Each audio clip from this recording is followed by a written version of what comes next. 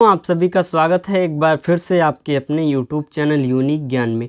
आज हम BA 4th semester के हिस्ट्री के मोस्ट इम्पॉर्टेंट क्वेश्चंस देखेंगे जो कि बहुत ही ज़्यादा इम्पॉर्टेंट है। आपके पेपर में सीधे सीधे यहाँ से आ सकते हैं। अगर आप चैनल पर नए हैं तो चैनल सब्सक्राइब कर लीजिए जिससे आने वाली वीडियोज़ आपको प्राप्त होती रहें। इस हमारे वीडियो सेशन में ऑब्जेक्टिव मतलब MCQ कुछ क्वेश्चन वन लाइनर भी रहेंगे, कुछ रहेंगे आपके सब्जेक्टिव भी, लेकिन इससे आपको बहुत फ़ायदा होगा क्योंकि आप जब छोटी छोटी बातें जानते रहेंगे तभी आपको लॉन्ग क्वेश्चंस लिखने में आसानी होगी और लॉन्ग क्वेश्चन के ज़रिए आपके MCQ की एक छोटा छोटा भाग आप अच्छे से जान जाएंगे। तो चलिए देखते हैं हमारा पहला प्रश्न क्या है। पहला प्रश्न हमारा है मार्ले मिंटो सुधार। मार्ले मिंटो सुधार के बारे में हम जानेंगे। सर्वप्रथम हम आपको बता दें मार्ले मिंटो सुधार, एक मार्ले जो हैं वो उस समय सचिव थे और वायसराय थे मिंटो, इन दोनों के नाम पर ही मार्ले मिंटो सुधार रखा गया है। इसमें इन्होंने क्या किया था कि जहाँ पर मुस्लिम लोगों की बहुलता थी, यहाँ पर मुस्लिम लोग ज़्यादा थे, वह क्षेत्र इन्होंने मुस्लिम लोगों के लिए अलग और हिंदू लोगों के लिए सर्वप्रथम इन्होंने ही अलग 1909 में किया था। इसमें क्या है, 1909 ईस्वी के अधिनियम के पारित होने के समय तत्कालीन भारत सचिव जो थे मार्ले तथा गवर्नर जनरल जो थे मिंटो ने इतनी महत्वपूर्ण भूमिका निभाई कि इस अधिनियम को मार्ले मिंटो सुधार योजना भी कहा जाता है। हमने आपको बताया मार्ले मिंटो सुधार में क्या किया गया था। इसमें मुस्लिम क्षेत्रों को अलग, जो कि आज बढ़ चढ़कर आज पाकिस्तान बन गया है, वही क्षेत्र इन्होंने अलग किया हुआ था। वास्तविकता यही है कि इन दोनों राजनीतिज्ञों ने मिलकर जिस सुधार योजना को तैयार किया उसे ही ब्रिटिश संसद में स्वीकार कर लिया गया था, इसीलिए इस सुधार का नाम क्या हो गया, मार्ले मिंटो का सुधार। अगला क्या है हमारा, रानी विक्टोरिया का घोषणा पत्र। यह घोषणा पत्र कब आया था, रानी विक्टोरिया ने कब भेजा हुआ था? 1857 की क्रांति के बाद, जब 1858 में रानी विक्टोरिया जी ने घोषणा पत्र यह भेजा हुआ था। और उसमें उन्होंने क्या कहा था, उन्होंने कहा था कि जो ब्रिटेन है वह किसी नए राज्य पर अपना अधिकार नहीं जमाएगी, और क्या क्या बातें कही थी उसको हम अच्छे से जानेंगे।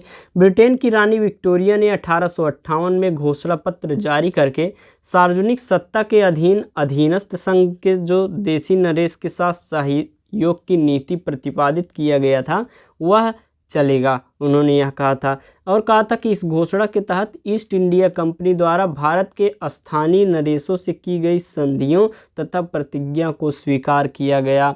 जो संधि की गई थी और उसमें जो शर्तें रखी गई थी अब उसको मानी जाएंगी, उसका उल्लंघन कोई भी ब्रिटेन का अधिकारी नहीं करेगा।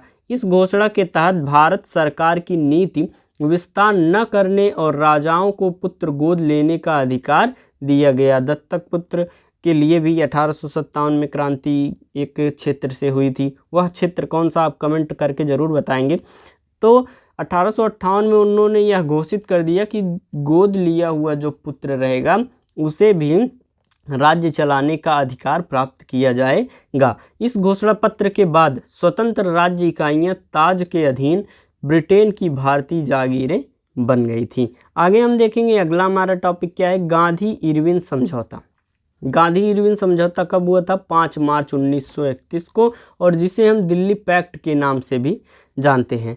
जवाहरलाल नेहरू और सुभाष चंद्र बोस यह कहकर इसकी आलोचना करते हैं कि गांधी जी ने पूर्ण स्वतंत्रता के लक्ष्य को बिना ध्यान में रखते हुए यह समझौता कर लिया था। गांधी इरविन जो समझौता कर लिया है गांधी जी ने, वह जवाहरलाल नेहरू और सुभाष चंद्र बोस दोनों मिलकर आलोचना के रूप में यह कहते हैं कि जो गांधी जी ने यह समझौता किया हुआ है वह पूर्ण स्वतंत्रता, पूर्ण स्वराज्य के लक्ष्य को बिना ध्यान में रखे हुए कर लिया है। KM मुंशी ने इस समझौतों को भारत के संवैधानिक इतिहास में एक युग प्रवर्तक घटना माना हुआ है। आगे हम देखेंगे अगला हमारा टॉपिक क्या है, होम रूल आंदोलन। होम रूल आंदोलन जो है लोकमान्य तिलक जी ने सर्वप्रथम स्टार्ट किया था। एनी बेसेंट से प्रेरणा प्राप्त करके तिलक ने 13 अप्रैल 1916 ईस्वी को पूना में होम रूल लीग की स्थापना की थी। एनी बेसेंट जी की प्रेरणा से तिलक जी ने 13 अप्रैल 1916 ईस्वी को पूना में होम रूल लीग की स्थापना की, और 6 माह बाद एनी बेसेंट ने खुद मद्रास में होम रूल लीग की स्थापना की। तिलक कांग्रेस में एक नई शक्ति पैदा करने के लिए होम रूल आंदोलन को उसका कार्यक्रम और ध्येय बनाना चाहते थे। तिलक ने अपने दोनों पत्रों दैनिक केसरी और साप्ताहिक मराठा वह जो लिखते थे, दोनों के माध्यम से, दोनों के द्वारा होम रूल आंदोलन का उन्होंने खूब प्रचार किया था। तिलक और एनी बेसेंट दोनों का मत था कि होम रूल प्राप्त करने के लिए यह समय उपयुक्त है, जब उन्होंने होम रूल लीग की स्थापना की हुई थी। आगे हम देखेंगे सरदार भगत सिंह जी के बारे में। भगत सिंह पंजाब के लायलपुर ज़िले में 28 सितंबर 1907 ईस्वी को पैदा हुए थे। कब पैदा हुए थे? इनकी जन्म तिथि क्या है? 28 सितंबर 1907 को। कहाँ पर? लायलपुर में। वे महान क्रांतिकारी थे। लाला लाजपत राय की मृत्यु का बदला उन्होंने क्रांतिकारी साथी सुखदेव व राजगुरु के साथ सैंडर्स की हत्या करके लिया हुआ था। जब लाला लाजपत राय जी की मृत्यु हुई थी, तब उन्होंने अपने क्रांतिकारी जो साथी थे सुखदेव और राजगुरु के साथ मिलकर उन्होंने सैंडर्स की हत्या कर दी थी। इन्होंने 1929 में दिल्ली में केंद्रीय असेंबली में बम फोड़ा। इस समय उनके साथ बटुकेश्वर दत्त भी थे। लेकिन 23 मार्च 1931 ईस्वी को भगत सिंह को फांसी दे दी गई। इतिहास में उनका नाम जो है हमेशा स्वतंत्रता के प्रति एक अमर साबित हुआ। मतलब उन्होंने स्वतंत्रता दिलाने के लिए अपनी जान भी त्याग दी थी, इसलिए वह एक भारत के महान देशभक्तों में से एक थे। अगला हमारा क्या टॉपिक है? स्वदेशी आंदोलन। स्वदेशी आंदोलन के बारे में हम देखेंगे। भारतीय राष्ट्रीय आंदोलन के इतिहास में 20वीं सदी का आरंभ स्वदेशी आंदोलन के साथ हुआ। इस आंदोलन ने भारतीय राष्ट्रवाद को नई शक्ति प्रदान की। आंदोलन महज राजनीतिक दायरे तक ही सीमित नहीं था, अपितु इसने साहित्य, संगीत, कला, विज्ञान, उद्योग तथा जीवन के विभिन्न क्षेत्रों को प्रभावित किया था। स्वदेशी आंदोलन में क्या होता था कि लोग अपने देश की चीज़ों को अपना रहे थे और विदेशी चीज़ों का बहिष्कार कर रहे थे, और समाज का प्रत्येक वर्ग स्वदेशी आंदोलन से उस समय जुड़ गया था। विदेशी वस्त्रों की उन्होंने होलिका जला दी थी, मतलब कि विदेशी जो वस्तुएं थे उसको वह जला दे रहे थे और स्वदेश की वस्तुओं को प्रयोग कर रहे थे। अगला हमारा क्या है? पूना पैक्ट, जिसे सांप्रदायिक निर्णय पूना पैक्ट भी कहते हैं, जो कि 1928 में नेहरू कमेटी ने रिपोर्ट में सुझाव दिया कि शरारत भरी सांप्रदायिक चुनाव पद्धति जो है उसको समाप्त किया जाए और उसके स्थान पर अल्पसंख्यकों के लिए उनकी जनसंख्या के आधार पर स्थान आरक्षित कर दिए जाएं। ब्रिटिश सरकार ने इसे खारिज कर दिया था, यह पूना पैक्ट जो था। अगला हमारा मोस्ट इम्पॉर्टेंट टॉपिक है, यह बहुत ही ज़्यादा इम्पॉर्टेंट है, आपके क्वेश्चंस में आ भी चुका है जहाँ पर अभी एग्जाम हुए हैं। मंगल पांडे जी के बारे में।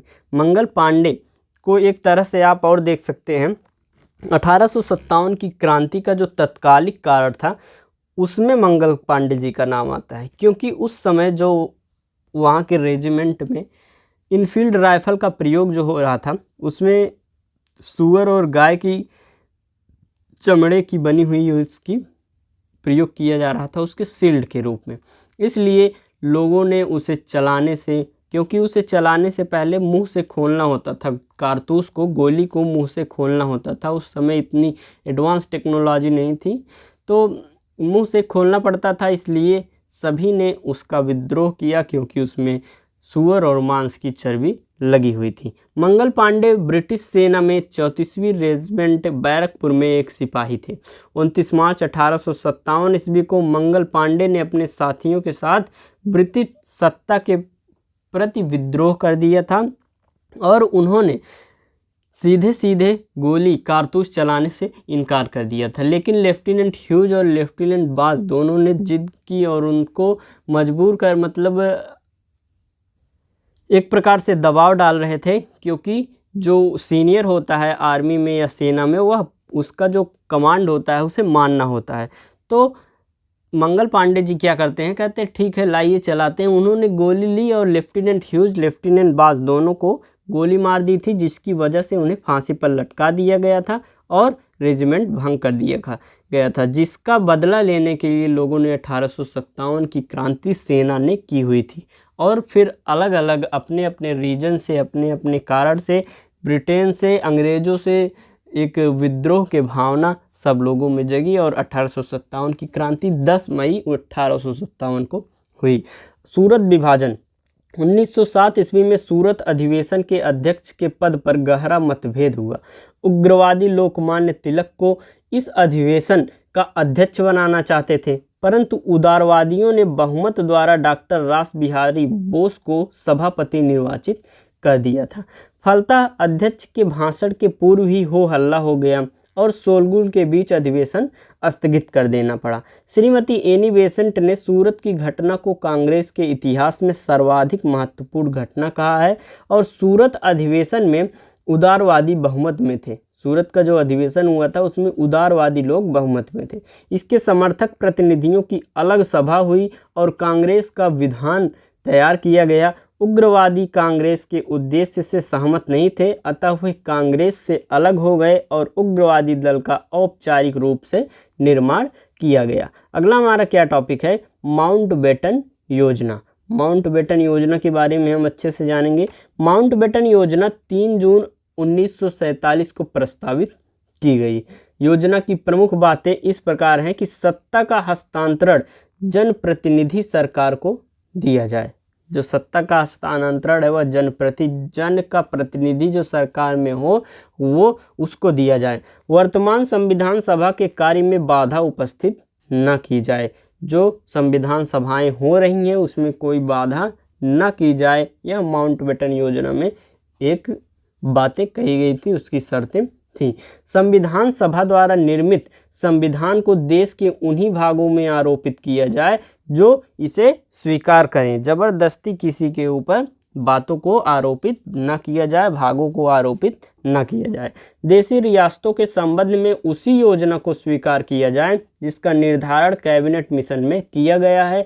योजना के अनुसार मुस्लिम क्षेत्र विभाजन का समर्थन करते हैं तो भारत और पाकिस्तान की सीमा के निर्धारण के लिए एक कमीशन की नियुक्ति की जाए। उस समय कमीशन की नियुक्ति माउंटबेटन योजना के तहत करवाई गई थी। आगे हम देखेंगे 1857 ईस्वी की क्रांति का स्वरूप कैसा था। 1857 ईस्वी की क्रांति के विषय में यूरोपीय तथा भारतीय विद्वानों में काफ़ी मतभेद है। एक और यूरोपीय विद्वान जो हैं इसे सिपाही विद्रोह की संज्ञा देकर तथा एक आकस्मिक घटना कहकर टाल देते हैं। जो यूरोपीय विद्वान है वह कहते हैं कि यह एक सिपाही घटना थी और एक आकस्मिक घटना कहकर इसे टाल देते हैं, लेकिन दूसरी ओर भारतीय विद्वान इसे प्रथम स्वतंत्रता संग्राम कहते हैं, क्योंकि लोगों के मन में अपने देश के प्रति, राष्ट्र के प्रति, स्वराष्ट्र के प्रति, स्वराज्य के प्रति एक भावना जगी इसी विद्रोह के पश्चात थी। 1857 के विद्रोह के 2 सैनिक कारण बताइए। सैनिक कारण क्या था? सैनिकों को भय था कि अंग्रेज उनके धर्म को नष्ट करने पर तुल गए हैं। चर्बी लगे हुए कारतूसों में उनकी इस शंका को विश्वास का रूप दे दिया और उन्होंने एक विद्रोह कर दिया। 1857 ईस्वी के विद्रोह की असफलता के क्या कारण थे? क्योंकि उसमें एक योग्य नेतृत्व का अभाव था, साधनों की अपेक्षाकृत कमी थी, साधन कम थे, बम गोला बारूद कम थे, केंद्रीय संगठन का अभाव था, मतलब एक केंद्र संगठन होना था जिसके अंतर्गत सभी लोगों को कार्य, सभी लोगों को विद्रोह, सभी लोगों को युद्ध करना था। ठोस लक्ष्य का अभाव था। सबके अलग अलग अपने अपने लक्ष्य थे, अपने अपने कारण थे, जिसकी वजह से उन्होंने विद्रोह किया था। किसी के मन में राष्ट्र प्रेम की भावना उस समय जागृत नहीं हुई थी। अगर उस समय ही राष्ट्र प्रेम की भावना, स्वराष्ट्र की भावना लोगों के मन में जगी होती तो उसी समय हमारा देश आज़ाद हो गया होगा। अगला हमारा क्या है? बटलर समिति। ब्रिटिश सरकार ने परामर्श देने हेतु 1927 ईस्वी में बटलर हर्बर्ट कोर्ट की अध्यक्षता में एक समिति का गठन किया जिसके सदस्यों की संख्या 3 थी। बटलर समिति की जो अध्यक्षता का गठन कब हुआ? 1927 में। अगला क्या प्रश्न है हमारा? 1927 का जब ये परामर्श दिया था किसने? ब्रिटिश सरकार ने। कौन सा अध्यक्षता का गठन हुआ था? समिति का गठन बटलर हर्बर्ट का गठन। अगला हमारा प्रश्न क्या है? रिपन का स्थानीय स्वशासन क्या है? स्थानीय स्वशासन के बारे में हमने चैप्टर्स में भी आपको हर एक चीज़ हमने आपको चैप्टर्स में पढ़ाए हुए हैं, जाकर आप देख सकते हैं हमारे यूट्यूब पर विजिट करके। अन्य किसी भी सब्जेक्ट का हर एक सिलेबस का चैप्टर भी वहाँ पर देख सकते हैं। स्थानीय स्वशासन को प्रोत्साहन देना लॉर्ड रिपन का महत्वपूर्ण कार्य था। 1882 ईस्वी में रिपन ने स्थानीय स्वशासन के संबंध में अपना प्रसिद्ध प्रस्ताव पारित किया। इस प्रस्ताव के अनुसार न केवल बड़े बड़े शहरों तथा नगरों में नगर पालिकाओं का गठन किया गया, वरन संपूर्ण भारत में जिला परिषदों तथा स्थानीय निकायों की स्थापना की गई। इन स्थानीय संस्थाओं को स्थानीय स्वास्थ्य, सफाई, शिक्षा आदि विषयों का उत्तरदायित्व दिया गया। अगला क्या है, रिंग फेंस की नीति क्या थी, इसके बारे में हम जानेंगे। रिंग फेंस की नीति दुविधाजनक थी, क्योंकि अंग्रेजों को अपने मित्र राज्य की सहायता उस समय में करनी पड़ती थी जबकि मित्र राज्य में युद्ध की क्षमता ना हो। उनका जो मित्र हो उनमें युद्ध की क्षमता ना हो, फिर भी उनकी मदद करनी पड़ती थी, तो उन्हें ज़्यादा साधन का प्रयोग करना पड़ता था। और सबसे ज़्यादा दुविधा तब उत्पन्न होती थी जब दो मित्र राज्य परस्पर युद्धग्रस्त हो जाते थे, तो वह किसकी मदद करें, इसमें उनका एक अलग ही दुविधा उत्पन्न हो जाती थी। अगला क्या है, नरेंद्र मंडल। सन 1921 में देसी नरेशों की एक प्रसिद्ध नरेंद्र मंडल के नाम से गठित की गई। यह एक अस्थायी परिषद थी जो वायसराय के समय समय पर सामूहिक हितों पर चर्चा कर सकती थी। अगला क्या है, लॉर्ड कैनिंग। लॉर्ड कैनिंग के बारे में हम जानेंगे। लॉर्ड कैनिंग 1856 ईस्वी में लॉर्ड डलहौजी के पश्चात लॉर्ड कैनिंग को भारत का गवर्नर जनरल नियुक्त किया गया। उसे पर्याप्त प्रशासनिक राजनीतिक अनुभव था। उसके कुशल नीति संचालन के कारण ही उसे भारत का प्रथम वायसराय नियुक्त किया गया और सन 1862 तक वह इस पद पर कार्य करता रहा। कौन, लॉर्ड कैनिंग। लॉर्ड कैनिंग के बारे में हमने अच्छे से आपको चैप्टर पढ़ाया हुआ है। लॉर्ड रिपन के बारे में, लॉर्ड लिटन के बारे में हमने आपको अच्छे से बताया हुआ है। आगे हम देखेंगे इंडियन काउंसिल एक्ट 1861 के बारे में। इस एक्ट से भारत के संवैधानिक विकास का एक महत्वपूर्ण चरण पूरा हुआ। इस अधिनियम से राज्य की प्रेसिडेंसियों, विधानमंडलों की व्यवस्था की गई तथा वायसराय की प्रबंधकारिणी विधानसभा के सदस्यों की संख्या में वृद्धि कर दी गई, किंतु विधानसभाओं का कार्य क्षेत्र वैधानिक कार्यों तक सीमित था। अभी तक ये जो हमने क्वेश्चंस आपको इस सेशन में पढ़ा रहे हैं, जो इस सेशन में क्वेश्चंस आपको बताएंगे, वह मोस्ट इम्पॉर्टेंट हैं आपके 50% सिलेबस के। एक और वीडियो आएगी हिस्ट्री की मोस्ट इम्पॉर्टेंट क्वेश्चंस की, उसमें आपको जो है लास्ट 50% जो सिलेबस आपका उसके मोस्ट इम्पॉर्टेंट क्वेश्चन देखने को मिलेंगे। इसलिए चैप्टर्स देखने के लिए, इम्पॉर्टेंट क्वेश्चंस देखने के लिए चैनल को सब्सक्राइब करें, साथ ही साथ टेलीग्राम चैनल ज्वाइन करें जिससे आपको नोट्स प्राप्त हो सके। अगला क्या है, लॉर्ड लिटन। लॉर्ड लिटन बड़ा योग्य, प्रख्यात राजनीतिक तथा विद्वान था। लॉर्ड लिटन ने अफगानिस्तान के प्रति अपने वायसराय की कुशल अकर्मण्यता की नीति का परित्याग कर उसके प्रति प्रगतिशील नीति को अपनाया था। ये था हमारा आज का मोस्ट इम्पॉर्टेंट क्वेश्चन का सेशन हिस्ट्री का, जिसमें आपको हमने बताया 50% सिलेबस हमने आपको बताया है। आगे के 50% के मोस्ट इम्पॉर्टेंट क्वेश्चन आपके वीडियो जल्दी ही आएगी, कल आपको देखने को मिल जाएगा। धन्यवाद, मिलते हैं अगले वीडियो में।